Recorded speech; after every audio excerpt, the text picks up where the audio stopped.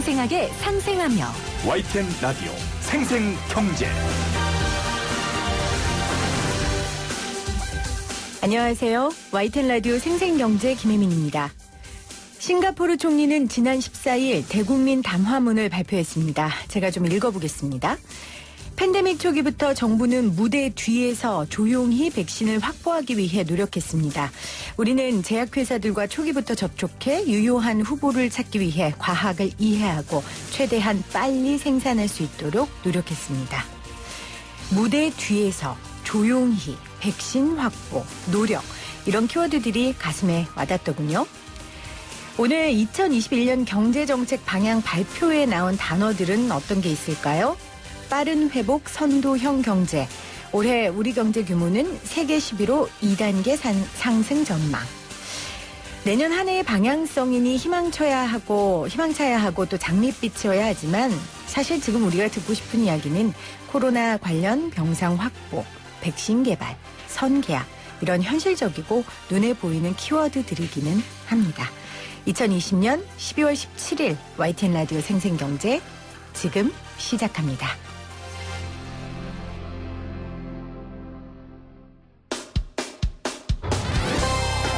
쉬운 경제, 살아있는 경제, 우리 집 경제 이야기, YTN 라디오 생생경제. 오늘 가장 뜨거운 경제 뉴스를 제일 생생하게 전해드리는 시간입니다. 조성욱 공정거래위원장이 지난 9일 국회 본회의를 통과한 공정경제 3법에 대해 우리 경제 체제를 더 튼튼히 하고 혁신 성장을 이루는 큰 걸음을 뗐다고 평가했습니다. 공정경제 3법은 경제 각 분야에 기울어진 운동장을 바로잡고 혁신시장 경제 시스템을 구현하기 위한 법인데요. 생생경제에서도 참 여러 번 다각도로 다룬 법입니다. 오늘 공정거래위원회 김재신 부위원장과 함께 관련 이야기 들어보겠습니다. 어서 오세요, 부위원장님. 네, 안녕하세요. 자, 40년 만에 처음입니다. 그렇죠? 네, 그렇습니다. 먼저 이 공정거래법 전부 개정, 이 의 청취자분들께 좀 설명을 해 주시겠어요? 방금 말씀하셨듯이 이제 1980년에 공정거래법이 처음 만들어졌는데요. 이번에 40년 만에 전체적으로 공정거래법이 다시 리뉴얼 됐다고 말씀을 드릴 수 있고요. 그 안에도 그 내용을 보면 사실 법 집행 수단을 다양화하는 내용, 그다음에 대규모 기업 집단의 어떤 규율을 강화하는 내용, 또 피조사인의 어떤 방어권 보장하는 내용, 그다음에 혁신 성장을 촉진하는 내용, 이런 내용들이 아주 균형 있게 담긴 그런 법안이라고 하겠습니다. 40년 만에 재개정됐다는 건 사실 그 안에 여러 이해 충돌하고 좀 힘겨루게 해야 되는 그 대상들이 많다는 얘기 아니겠습니까? 네, 그렇습니다. 네, 그래서 굉장히 어려운 과정 끝에 이렇게 통과를 시키셨는데 40년 만에 재개정됐기 때문에 많은 사람들이 기대도 컸고 그러다 보니까 뭐 실망한 분들도 계시고 아니면 개정안 내용에 대해 불만인 분들도 계세요. 그래서 오늘 부위원장님이 직접 나오셔서 여러 이야기를 좀 해주실 겁니다. 자, 먼저 생생경제에서 제일 관심 갖는 건 그래서 이번 개정이 재벌개혁에 얼마나 효과가 있는 거냐 이거거든요. 네. 얼마나 기대해도 됩니까? 사실 이번에 이제 담은 내용 중에 그 대규모 기업 집단의 어떤 총수 일가의 사익 편취를 좀 제한하는 내용, 그리고 편법적 지배력 확대를 방지하는 이런 내용들이 가장 중요한데요. 네. 그 규율과 관련해서는 제가 보기에는 상당히 진일보한 내용들을 담고 있습니다. 예를 들어서 일가 몰아주기 같은 경우는 그 규율 대상 범위가 상당 부분 늘어났고요. 그다음에 또 공익법인 등을 활용한 어떤 그 지배력 확대 이런 것도 효과적으로 규율할 수 있는 수단들이 이번에 많이 도입이 됐다고 말씀드릴 수 있겠습니다. 지금 일감 몰아주기 이야기를 하셨는데, 그러니까 일감 몰아주기 정확히는 이제 사익 편취 규율 대상이 확대된 거예요. 사실은 일반 국민들 입장에서는 그게 뭐고 뭐 법이 바뀌어서 뭐가 바뀌어서 잘 모르니까 조금 더 구체적으로 설명을 해주세요. 그러니까 총수 일가가 많이 지분을 갖고 있는 그 회사에 대해서 계열회사가 상당히 유리한 조건으로 거래를 몰아주거나 아니면 그 회사를 특별한 역할이 없는데도 거래 중간 단계에 집어넣어서 또 수수료를 또 수입하는 이런 통행세 이런 것들을 대표적으로 사익 편취행위 그 행위라고 이야기를 하고요. 이번에 그동안에 이제 이게 2014년에 처음 도입이 됐는데 그 적용 대상 범위가 210개 정도 회사였습니다. 네. 우리 총 그 대규모 기업 집단의 회사가 한 2,300개 정도 되는데요. 그중에 210개, 한 8, 9% 정도의 비율이 되는 회사가 그동안 법 적용 대상이었고요. 이번에 이제 사익 편취 규율 대상이 확대가 되면서 이게 598개로 네네. 예, 상당 부분 한 2.5배 이상 늘었고요. 거래 금액으로 보면 지난해 1년 동안 그 대규모 기업 집단이 의 내부 거래가 한 200조 원 정도 되거든요. 근데 그 중에서 한 8조 8천억 정도 그게 이제 우리 사익 편취 규율 대상이었는데 네. 이번에 규율 대상 범위가 확대되면서 이게 한 35조 원 정도로 해서 감시 적용 대상이 조금 그렇군요. 확대된 내용이라고 보시면 되겠습니다. 네. 총수 일가의 그러니까 사익을 규율 대상으로 확대시키신 거예요. 네, 그 총수 일가를 그렇습니다. 많이 확대시키신 건데, 근데 네. 사실은 친족 기업 일감 몰아주기도 심각하지 않습니까? 혹시 이 부분에 대한 건 이번에 들어갔습니까? 친족 분리 기업은 우리 법상으로 보면 공정거래법상의 대규모 기업 집단 밖에 있는 회사입니다. 그래서 그거는 우리 이제 총수 일가 사익 편취로 적용할 수는 없고요. 네네. 기존에 있는 부당 내부 거래, 부당 지원 행위 네. 규정으로 적용이 될 수 있는데요. 그런 부분에 대해서 저희들이 감시하고 있고 또 최근에 적용하는 사례들이 나오고 있습니다. 이미 적용할 수 있는 그 법안이 있다는 말씀이신 그렇습니다. 거죠? 네. 규제가. 알겠습니다. 그 LG 관련해서 요즘 뉴스가 계속 나오길래 좀 여쭤봤고요. 네. 자, 그러면 그동안 총수일가 지분을 법의 경계 수준에서 간당간당하게 있던 기업들이 이제 일제 규제 범위에 들어가게 되는 거예요. 아까 네. 회사도 210개에서 거의 600개 정도로 네. 돼 있는 건데 네. 확대된 건데 처벌은 어떻게 됩니까? 현재는 이제 법 위반으로 확정이 되면 그 회사의 매출액의 5% 범위 이내에서 과징금을 부과하게 돼 있고요. 그다음에 혹시 총수 일가가 그 행위의 지시나 관여한 게 확인이 되면 이제 저희들이 고발을 해서 형벌 부과가 될 수 있는데 3년 이하의 징역, 2억 원 이하의 벌금에 부과가 될 수 있습니다. 근데 이번에 이제 저희가 그 개정 내용 중에 하나가 과징금 부과 수준을 전체적으로 다 2배로 올린 내용도 있어서요. 네. 앞으로는 관련 매출액의 10%까지 과징금을 부과할 수 있는 그런 내용이 되겠습니다. 네. 자, 기업 입장에서 반갑지 않겠죠? 당연할 텐데. 네. 이제 불법은 아니지만 편법적으로 어쨌건 이 공정경제 3법에 벗어나지 않는 선에서 그래도 지배력을 잃지 않으려는 노력들을 할 거란 말이에요. 네. 공정에도 이에 대한 대책을 좀 마련하고 계십니까? 네. 그 편법적 지배력 확대 관련해서 제가 드릴 수 있는 말씀 두 가지 사항인데 하나는 이제 공익법인을 활용한 그 우회 지배가 문제가 됐습니다. 네. 현재 대규모 기업 집단이 보유하고 있는 공익법인이 총 131개인데요. 그 중에서 이제 43개 공익법인이 94개의 계열사 주식을 보유하면서 그 의결권 행사를 하고 있습니다. 그래서 다 거의 99% 이상 다 가결이 되는 그런 상황인데요. 그러니까 이거는 세제 혜택, 공익법인에 출연하면서 그렇죠. 세제 혜택은 다 받으면서 네.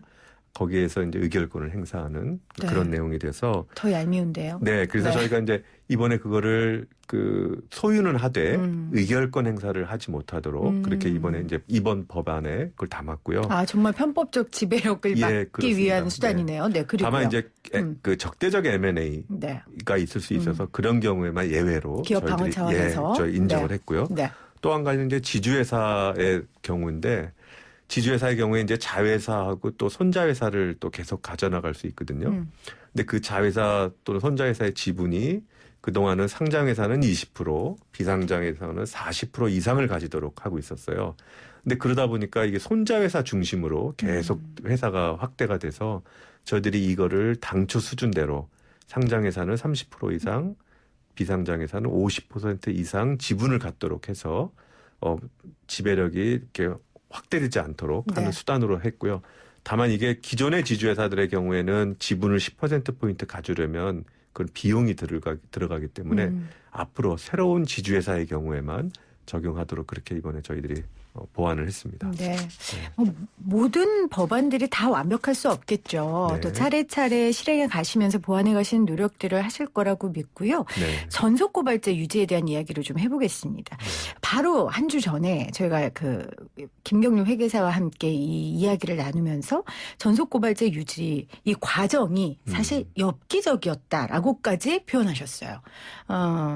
원래는 국회 통정에서 유지되는 방향으로 원래 폐지되는 거였는데 이게 좀 유지되는 방향으로 바뀐 거예요. 어떻게 된 겁니까? 원래 이제 정부 안에서는 오랜 공정위와 법무부 검찰 간의 논의를 거쳐서 네네. 경성담합에 한해서 이제 전속고발제를 폐지하는 안이 이제 국회에 제출이 됐고요. 근데 그거는 이제 그 담합에 대한 제재를 좀 더 강하게 하자 이런 취지가 반영이 됐고요. 그리고 국회 논의 과정에서 이제 정부안에 대한 우리 입장을 충분히 설명을 드렸습니다. 다만 이제 이게 국회 심의 과정에서 이제 내용이 바뀐 건데 사실 이거는 입법부인 국회가 네네. 사실은 여러 가지 의견을 듣는 과정에서 아마 중소기업 쪽에서 이 전속고발제 폐지에 대한 가장 우려가 컸던 걸로 네. 이해를 하고 있고요. 아마 그런 부분들이 고려가 돼서 이게 마지막에 좀 다른 결정들을 하신 게 아닌가 네. 그렇게 생각합니다. 그런데 뭐 중소기업이 이거에 대해서 문제점을 제기하고 안 했으면 좋겠다고 말을 한 건 사실 하루 이틀 일은 아닐 텐데 네. 그게 그렇게 결정적으로 그 과정에서 바뀐 요소가 됐을까요? 근데 제가 듣기로는 아마 여당의 공정경제 TF가 네네. 여러 경제단체 의견을 많이 들었고요. 그 과정에서 공통적으로 또 중기중앙회가 가장 대표적으로 한 가지만 얘기했던 게 이 사안이라는 얘기였고요. 또 저희들도 사실은 그 경제단체 의견들 많이 들었는데 그렇죠. 그때 중기중앙회에서는 이 한 가지 사항에 대해서만 줄기차게 문제 제기를 했습니다. 아마 이런 것들이 여당에서 좀 결정하는데 고려가 되지 않았을까 싶습니다. 사실 이 법안 안에 이해 관련 집단이 많기 때문에 이 절차상의 과정도 굉장히 사실 중요하고 국민들이 집중해서 보고 있거든요. 전문가들도 그렇고. 그래서 아마 전문가들 입장에서는 이 절차상의 문제 제기를 좀 하고 있는 것 같습니다. 그래서 부위원장님께 좀 그걸 여쭤봤고요. 자, 그럼 내용으로 들어가서 네. 그러니까 많은 분들이 걱정을 하시는 부분은 공정위의 전속고발제가 공정위만이 처벌하고 형사처벌조차도 공정위가 의뢰를 해야 검찰이 수사를 한다는 게 과연 맞는가. 요즘 기업범죄라는 게 스케일이 어마어마한데 이 부분에 대해서는 어떻게 이야기하시겠어요? 두 가지 말씀을 드리겠습니다. 네네. 한 가지는 이제 전속고발제는 검찰이 기소하기 위해서 공정의 고발을 요건으로 하고 있어서 이제 필요한 거고요. 검찰 차원의 독자적인 수사 자체는 할 수 있고요. 네. 또 한 가지는 이게 이제 왜 한국공정거래법에는 전속고발제라는 게 들어왔는가에 대한 이야기인데요. 이해가 있어야 되겠군요. 예, 이제 대표적인 경제 활동에 관한 기업을 규율하는 법인데 여기에 형벌을 부과하는 게 과연 옳은가에 대한 문제인 것 같습니다. 이게 OECD 한 36개 국가 중에 한 절반 정도는 공정거래법에 형벌 자체가 없는데 이제 그에 반해서 우리 한국 공정거래법은 모든 법 위반 유형에 대해서 형벌을 다 두고 있습니다. 네. 그러다 보니까 1차 전문기관인 공정위가 판단해서 꼭 형벌까지 부과가 필요한 그런 거에 대해서만 검찰에 고발하도록 하라는 취지에서 전속고발제가 도입이 됐고요. 그런 차원에서 전속고발제라는 제도를 좀 이해해 주셨으면 좋겠습니다. 그러니까 공정거래법의 취지에 따라서 형벌이 형벌이 제1순위가 돼서는 안 되니까 우선주의가 돼서는 안 되니까 그런 취지 하에 이렇게 해왔던 걸 이해해달라고 하셨어요. 그래서 이번에 위원장께서는 공정의 고발이 충분하지 않다고 판단될 경우에는 의무 고발 요청제를 사용할 수 있고 최근에 또 많이 활성화되고 있다 이렇게 좀 대안의 이야기를 하시기도 하셨어요. 공정위가 이제 결정을 했는데 고발하지 않기로 결정한 사안에 대해서 검찰총장 또 중소기업부 장관 또 조달청장 감사원 이 4개 기관이 이거는 고발을 해달라라고 요청을 하면 저희들이 거기에 대해서는 의무적으로 고발하도록 돼 있고요. 이게 이제 2013년에 그때 이제 보완된 제도입니다. 그리고 실제 그 건수가 갈수록 좀 늘어나서 최근에는 상당히 많은 건수들이 고발이 이루어지고 있다는 말씀드리겠습니다. 알겠습니다. 자, 또 하나 저희가 생생경제에서 많이 다뤘던 중에 하나가 이 CVC예요. 저는 처음에 CVC 그 카드 뒤에 있는 그 숫자 세 개인 줄 알았는데 네. 그 수준에서 제가 CVC를 배워왔거든요. 여러 네, 연사들을 통해. 자, 이 공정거래법 통과되면서 이 CVC 관련된 것도 사실은 좀 논란이 많습니다. 그러니까 네. 새롭게 추가된 내용 중에 일반 지주회사가 기업형 벤처 캐피털, 그러니까 지금 CVC인데 이걸 보유하는 것을 제한적으로 허용한 거예요. 네. 어떤 내용인지 설명을 좀 해주시죠. 그 현행 공정거래법은 그 일반 지주회사가 금융회사인 벤처 캐피탈을 보유하는 거를 금산분리 원칙에 따라서 금지하고 있었습니다. 그런데 최근에 어떤 경제 활력의 재고 필요성 또 코로나로 인한 경제 침체 이런 걸 고려해서 대기업에 많이 쌓여진 사내 유보금 이런 것들을 좀 생산적인 벤처 이런 분야에 흘러갈 수 있게 길을 좀 터야 된다라는 문제 제기가 많이 있었고요. 네. 그런 거에 따라서 이번에 이제 일반 지주회사 안에 CVC를 설립할 수 있는 를 허용했고, 네네. 다만 이럴 경우에 문제될 수 있는 게 이게 어떤 총수일가의 부를 증진하는 수단으로 활용되는 이런 문제가 있어서 여러 가지 안전 장치를 둬서 네. 이번에 허용하게 됐습니다. 근데 원래 CVC는 가능한 거였잖아요. 그거는 이제 일반 지주회사 같은 경우에는 네. 체제 안에 설립은 못 하고요. 네네. 지주회사 체제 밖에 설립을 하는 거는 가능한 상황이었습니다. 네. 근데 이번에 이제 이번 계기로 지주회사 체제를 안에서 할 수 있게 된 거죠. 안에서 CVC를 설립하고 또 그 계열사들한테 투자를 받아서 펀딩을 해가지고 벤처에 투자하고 또 나중에 필요하면 그 회사를 또 제값을 주고 네네. 또 지주회사 체제 안으로 끌어들여서 미래의 성장 동력으로 삼고 이런 것들을 이번에 이제 허용하게 된 겁니다. 근데 벤처 기업들을 육성하고 네. 스타트업들에게 너무 좋은 제도긴 한데 사실은 굳이 지금도 잘 되고 있었는데 그걸 굳이 지주회사 체제 안으로 갖고 올 필요가 있었나 하는 이제 그런 문제 제기를 하시는 분들도 계시잖아요. 네, 국회 안에서도 그 문제가 되게 이슈였죠. 이슈였습니다. 네네. 금산분리 원칙까지 훼손하면서 그렇죠. 꼭 허용할 필요가 있겠느냐에 대한 질문, 의문 문제 제기였고요. 근데 반면에 기업의 사내 유보 자금 같은 거를 충분히 활용하자. 그리고 그동안은 아까 남아도는 그리고 그동안은 주로 재무적인 투자, 벤처 캐피탈이 또 재무적인 투자 위주로 많이 흘러갔는데 네. 기업이 직접 벤처 캐피탈을 하게 하면 미래의 성장 동력과의 연계라든지 또 투자하고 여러 가지 마케팅, 기술, 인력 같은 거를 지원해 줄 수 있지 않겠느냐. 이런 차원에서 이번에 그 지주회사 체제 안에 CVC를 설립하는 것을 제한적으로 허용하게 된 겁니다. 네. 앞서도 말씀드렸지만 공정경제 3법에 대한 관심이 생생경제에서 워낙 높아서 저희가 네. 다각도로 다뤘고 네. 그 전문가들이 문제 제기했던 거에 대한 논란을 제가 부위원장님께 여쭤봤는데 답변을 잘 해주셔서 감사합니다. 아마 네. 청취자분들도 많은 부분에 도움을 받으셨을 것 같아요.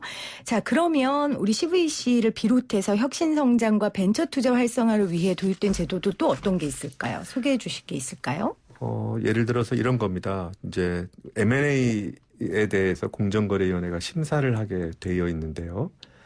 이제 최근에 그 문제가 되고 있는 M&A가 어떤 형태냐면 미래에 나의 잠재적인 경쟁자가 될 기업을 높은 가격에 주고 인수해버리는 뭐 이런 것들이 문제가 많이 되거든요. 실제로 그렇네요. 미국에서 이제 소위 말하는 빅테크 기업들이 많이 사용하고 있는 그런 거라고 알려져 있는데요. 근데 문제는 이런 벤처 기업들은 또 규모가 작은 기업들, 지금 자산 총액이나 매출액은 규모가 작습니다. 그러다 보니까 공정거래법상의 신고 대상에서 빠져요. 그러니까 우리가 심사할 수 없게 되는데요. 그래서 지금 뭐 미국이나 여러 나라에서 활용하고 있는 기준이 뭐냐면 자산이나 매출액은 작더라도 실제 인수가액, 그러니까 그 미래 가치가 반영된 인수가액이 일정 금액 이상이면 신고하게 해서 그 M&A를 심사하자라는 흐름이 있었고요. 이번에 이제 저희가 그거를 이제 저희 이번 법 개정안에 반영을 해서 이제 앞으로 혁신 성장이 더 촉진될 수 있도록 저희들이 이제 심사하는 내용이 저희가 반영을 했습니다. 그 심정이실 것 같아요. 그 우산 파는 아들 두고 그 뭐죠? 햇빛 모자 파는 엄마 같은 심정일 것 같아요. 공정거래위원회라는 게 너무 대기업 편만 들어줄 수도 없고 또 중소기업 편만 들어줄 수 없고 또 그렇다고 근로자의 편만 들어줄 수 없고 기업인의 편만 들어줄 수 없고 정말 공정하게 하셔야 되는데 그 노고가 느껴집니다. 지금 4784님이 중소기업 사장으로 정말 힘든데 이럴 때 공정위가 역할을 좀 잘해 주셨으면 좋겠습니다. 이렇게 보내주셨고요. 5501님은 대한항공과 아시아나항공 이 합병 문제는 앞으로 어떻게 진행되나요? 이렇게 물어봐 주셨네요. 대한항공하고 아시아나 합병은 그것도 이제 우리 공정거래법상의 M&A 심사 대상입니다. 그래서 아마 언론에 보면 내년 1월쯤 저희들한테 신고가 들어올 걸로 지금 그렇게 나오고 있는데요. 신고가 들어오면 저희들이 이제 심사를 시작하게 돼 있고요. 가장 중요한 거는 결국 소비자의 어떤 영향을 미칠 것인가. 그렇죠. 그다음에 경쟁에 관련돼서 경쟁을 얼마나 제한할 거냐에 관한 이 두 가지 관점에서 저희들이 이제 심사를 하게 될 겁니다. 저희들이 아직 심사도 시작이 안 돼서 저희 그렇죠. 구체적인 말씀을 좀 네, 드리기는 어려운데요. 맞습니다. 신고가 들어오면 네. 저희들이 그런 관점에서 좀 면밀하게 살펴볼 계획입니다. 저희가 이제 곧 체입위원하고 코너가 있는데 그때 대한항공, 아시아나항공 다루면서 제가 그랬거든요.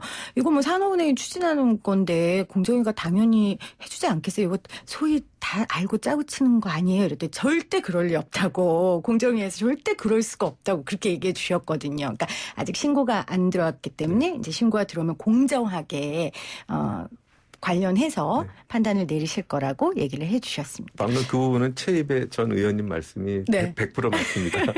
근데 이제 국민들이나 저 같은 사람 잘 모르니까 산업은행이 이렇게까지 나서서 도와줬으면 그 뒤에서 좀 교감이 있었던 거 아니야? 사실 이런 생각 할 수도 있거든요. 그래서 제가 그냥 그렇게 여쭤봤더니 절대 그럴 리 없다고 안 그래도 얘기해 주셨습니다. 자, 오늘 진솔되게 이야기해 주셨는데 진솔하게 마지막으로 앞으로 또 준비하고 있는 것들이 있으시다면 어떤 게 있으세요? 일단 공정거래법이 전면 개정이 됐기 때문에 그 하위 시행령이나 고시들도 이제 다시 다 전부 개정하는 작업들이 이제 1년 동안에 이제 이루어질 거고요. 그리고 이제 공정거래위원회가 내년 이후에 또 중요하게 생각하는 거는 디지털 공정경제입니다. 최근에 중요하겠네요. 온라인 플랫폼이라든지 그 상에서 이루어지는 가불관계 또 어떤 온라인 플랫폼과 또 소비자와의 관계, 이건 또 전자상거래 소비자보호법이 있는데요. 네네. 이런 디지털 분야의 공정경제 쪽에도 저희 관심을 가지고 중점적으로 추진해 나갈 계획입니다. 네. 오늘 인터뷰 고맙습니다. 지금까지 공정거래위원회 김재신 부위원장이었습니다. 고맙습니다.